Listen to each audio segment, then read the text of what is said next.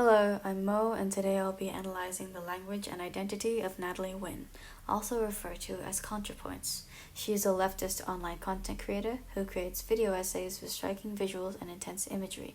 Her video essays cover various topics such as politics, gender, ethics, and philosophy.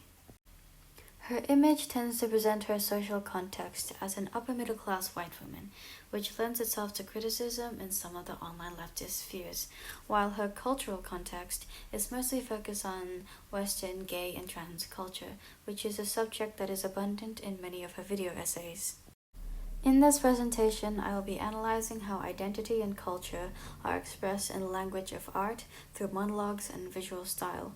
I will do this by analyzing linguistic language in the form of dialogue, slang, and humor, and visual language in the form of aesthetics, costumes, and sets from two of her video essays, one titled Opulence and the other titled Men. First is a close analysis of Wynn's linguistic language. Natalie Wynn expresses both social and cultural identities through her language, and she often makes use of internet slang to convey that. The first identity someone may assume about Wynn at first glance may be her race, gender, and possibly her social class. In the first video essay mentioned earlier, titled Opulence, one of the first lines spoken as she sits down on a lavish couch in an empty museum wearing a sparkly regal dress as classical music plays in the background is, "I know this looks bad. I know you think I'm bougie and you're here to take me to the guillotine." This line expresses the self-awareness of her perceived privilege as an upper-middle-class white woman through leftist internet jargon that is particularly prominent on Twitter, the app where people complain about hypocrisy when prominent leftists are successful and demand for the beheading of various millionaires on an hourly basis.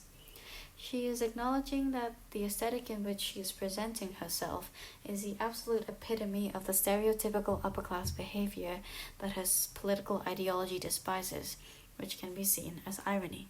Ironic use of leftist jargon appears yet again in the line, "comrades, losers, and haters."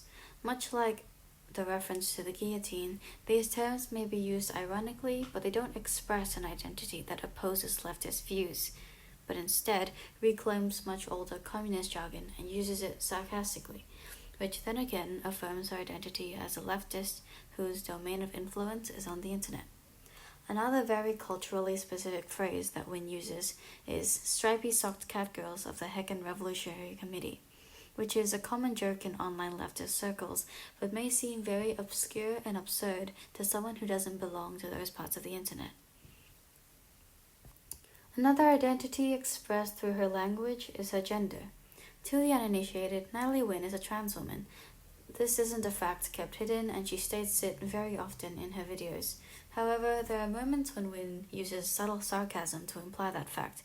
An example of such can be seen in the line, "I may be a biological female, but I do hope that just for this video we're able to converse as men."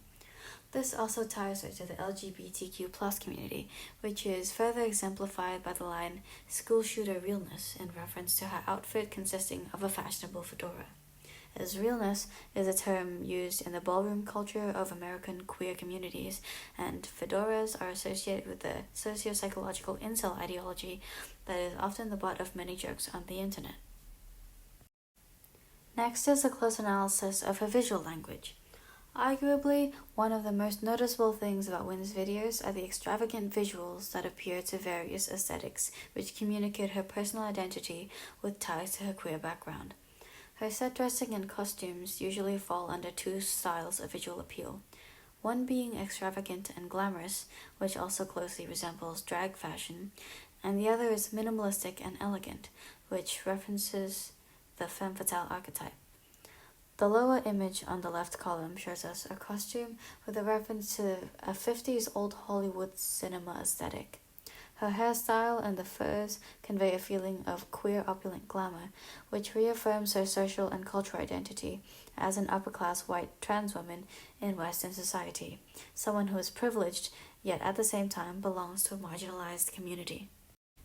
The minimalist style represents a much more traditional, conservative idea of femininity, which shows that she also prefers to present herself as a heteronormative image of a woman in everyday life. These two expressions of femininity contrast each other, as one style is specifically meant to be a show of extravagance and queerness, while the other is how she would, as the trans community describes, pass, which is when a cisgender person doesn't realize or can't tell when someone is trans. In conclusion, Natalie Wynn's linguistic language mainly expresses her identity as a person with a left-leaning political ideology through slang and jargon abundant in leftist communities on the internet. She also uses slang that expresses her gender and cultural identity, that of being a trans person and someone who belongs to the LGBTQ+ community. This identity is then further explored through her visual language in the way she portrays herself on camera with her choices of costume and overall aesthetic design, where she explores the different aspects of her femininity and presents it to her audience. This has been my language and identity analysis of Natalie Wynn. Thank you.